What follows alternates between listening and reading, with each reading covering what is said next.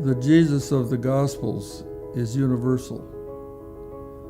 The Jesus, the religious Jesus, is not universal. I'm really trying to get down to the Jesus of Matthew, Mark, Luke, and John. I'm trying to learn about that Jesus, that particular one. Jesus said, if you're my follower, if you're my disciple, if you're going to follow me, you will become a fountain. So we're going to talk about Doug Coe. He is the guy that was controlling Washington with religion. He was one of the most powerful people that you guys may have never heard of before. Excuse me. He gained influence with powerful figures around the world as a head of a prominent but secretive faith-based organization that sponsors National Prayer Breakfast, an annual event held in Washington and in many state capitals. It died on Tuesday when he died in his home. He was 88 years old. This was around 2016 when he died, but he left his mark. A family spokesperson did confirm his death whenever he died. He was hospitalized from a heart attack and a stroke, but that did not change the fact that Mr. Coe's guidance, the national prayer, began in 1953 and grew and became a Washington institution attended by every sitting president since Dwight D. Eisenhower. President Trump spoke on religious leaders there on February 2nd. Guest speakers have been as diverse as Mother Teresa and Irish rock singer Bonan. Now, Doug Coe, man, he had influence on a lot of people. As a senator from New York, Miss Clinton is also a frequent attendant of smaller weekly prayer groups for members of Congress that Mr. Coe led personally for years. For years, guys, he led a lot of prominent senators and popular people, just like I said, Miss Clinton, Hillary Clinton, that is. His proximity was to so many high-ranking politicians, it made him an objective of curiosity in Washington. While inviting speculation about his motives and ideology, he rarely spoke in public or the news media. In private gatherings, he was known as an improbable metaphors likening Maoists and Nazis, for example, to religious zealots and extolling them as effective leaders.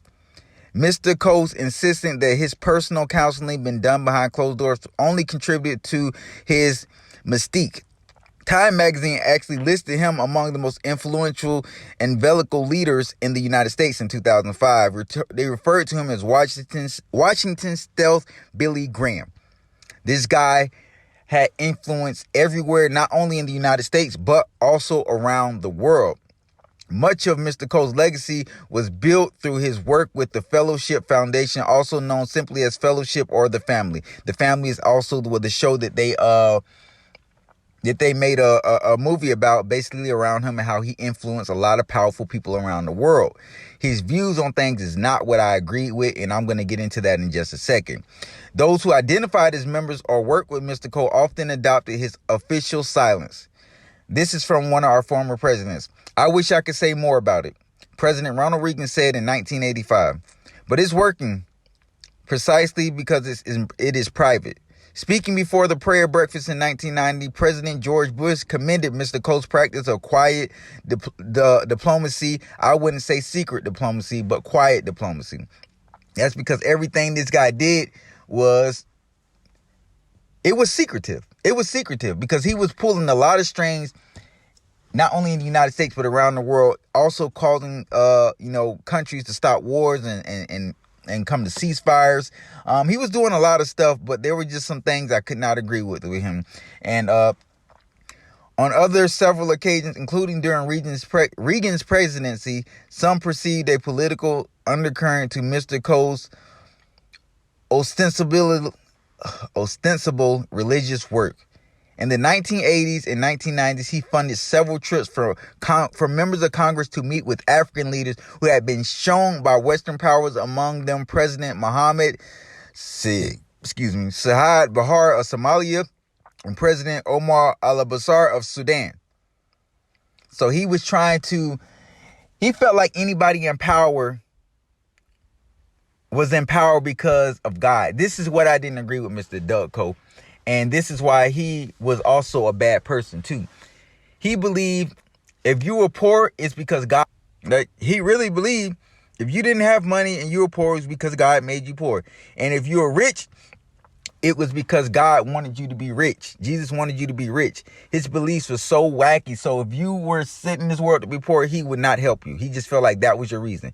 And he felt like anybody that was put in this world to influence people and do what he does, he was put here to touch people from God. That's why he ended in the position he was in.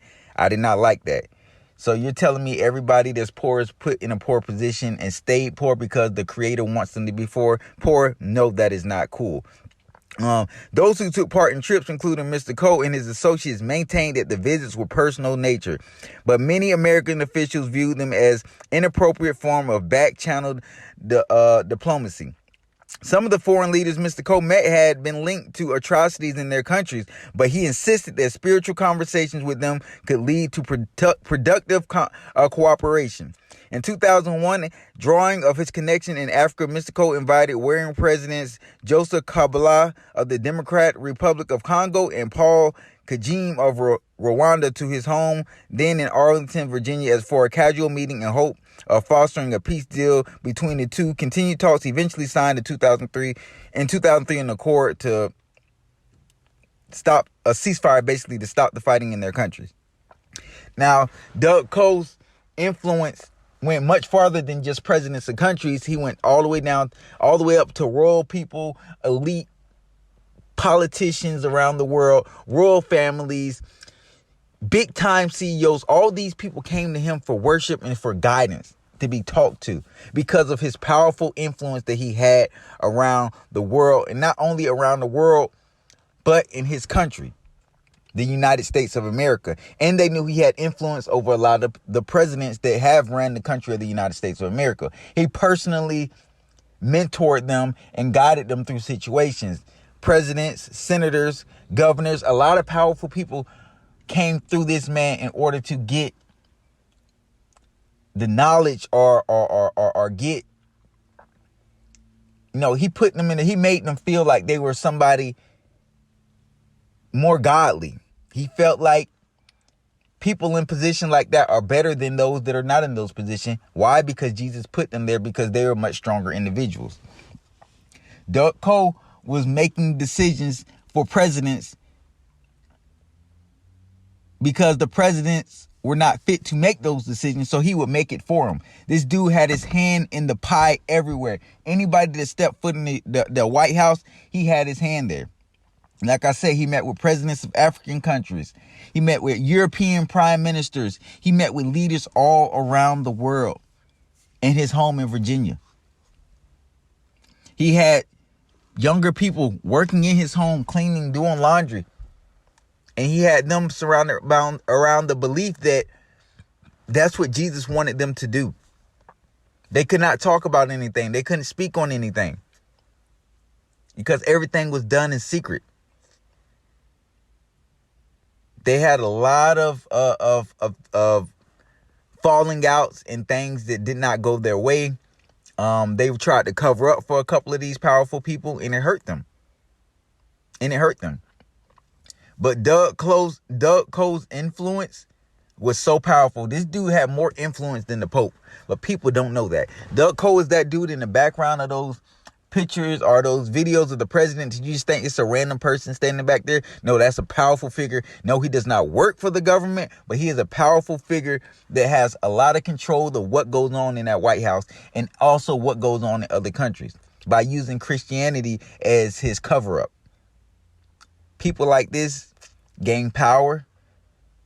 They get wealth because he was a businessman too. But they also have control. And he is one of the elites that was around that nobody knew about.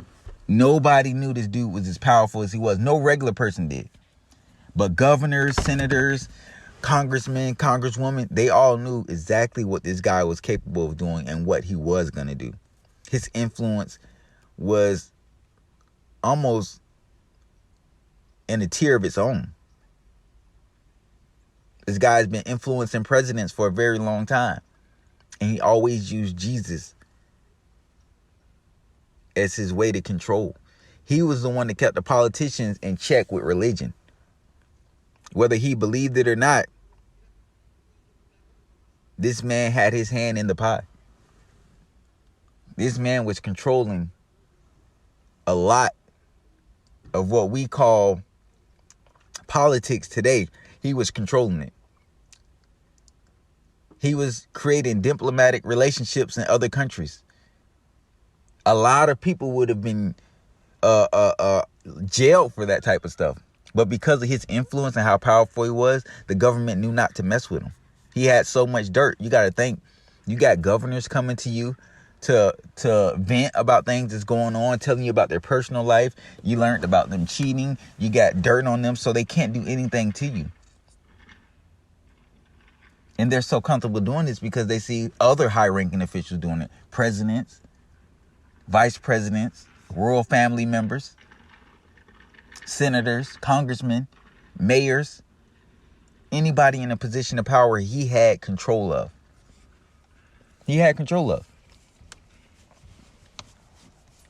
And his influence reigned for years until his death in, I believe, was 2016 or 2017. He lived to be 88 years old. He replaced somebody else's spot because there was once somebody doing the same thing as him. I can't remember the guy's name, but he ended up passing away, and Doug Cole so happened to be the person to take his position. He was a lower ranking person and worked his way up through the fellowship. He worked his way up. He got his position and he ran with it. He called a lot of shots that you guys don't know, that you may think the vice president, the president, or the senators voted it. No, he made those decisions. And this is how a lot of our politicians are controlled by people like him. They tell them they don't want something done, and they tell these people not to vote for it or not to do it. And guess what? They don't do it. Just like you're seeing right now with Senator Joe Manchin. He's basically stopping anything that Joe Biden's trying to do, and that's because he's controlled. Is he controlled by the same powerful figure that everybody else is controlled by? Yes, possibly. But there are other people too that have their hands in the pie. Doug Cole was a very powerful individual. And society had to learn that your leaders are controlled by people that you don't know about. And this is why we say there are a lot of people behind the scenes pulling the strings and calling the shots. Because they really are. There's an agenda, an elite agenda. And people need to understand that there are some people that you may see every day with no security or nothing. They're so powerful, they can have people wiped off the face of the earth and nobody would know they had anything to do with it. Pay attention to the videos or pictures of presidents, those people in the background that you may think that you know aren't no government officials. Those are the people that are really pulling the strings. Doug Cole believed Jesus had everybody in a position for a reason. And you're there to stay in that position. So if you're poor, he felt like you're supposed to be poor. If you're rich, he felt like you're supposed to be rich. He felt like he was an ambassador for God. He felt like he was put in that position and he was everybody's savior. If you were poor, he was not talking to you. He was not dealing with you. Only if you were in position of power. Only if you had power. This guy knew about a whole cheating scandal with a former South Carolina governor before anybody found out. This guy knew about a lot of stuff going on with royal families. He knew a lot of going on with presidents in other countries. He knew about wars that were going to get started. He was telling people to fund the wars or not to fund the wars. He was making these decisions. Go on Netflix and watch the movie, the TV show. It's a Netflix series. It's called The Family. And you'll learn a lot about this family. Was it a real family? No. Next, the National Prayer Breakfast. Each year, the House and Senate prayer groups sponsor this event. President Clinton, Vice President Al Gore, Joint Chiefs of Staff Chairman John Shalikashvili, and lawmakers offer remarks at this 2-hour event.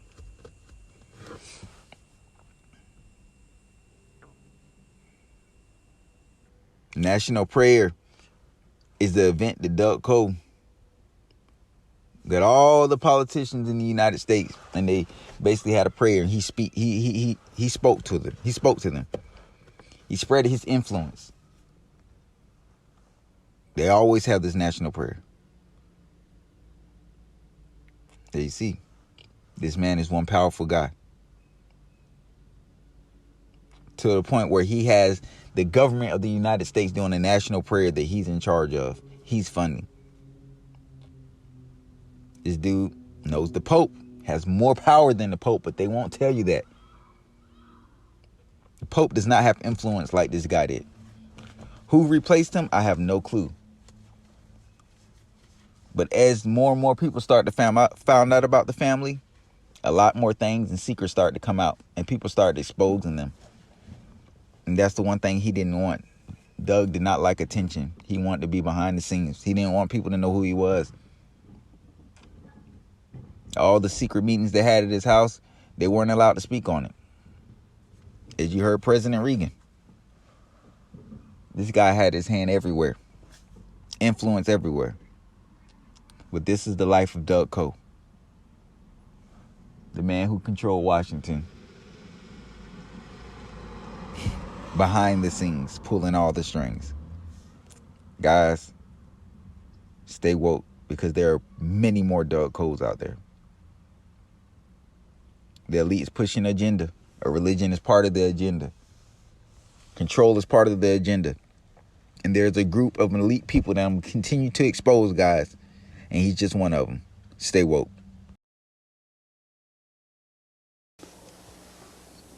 What did Jesus tell him that day? He told him, care about what I care about. I love the whole world. I just died for it. And you are my hands and feet.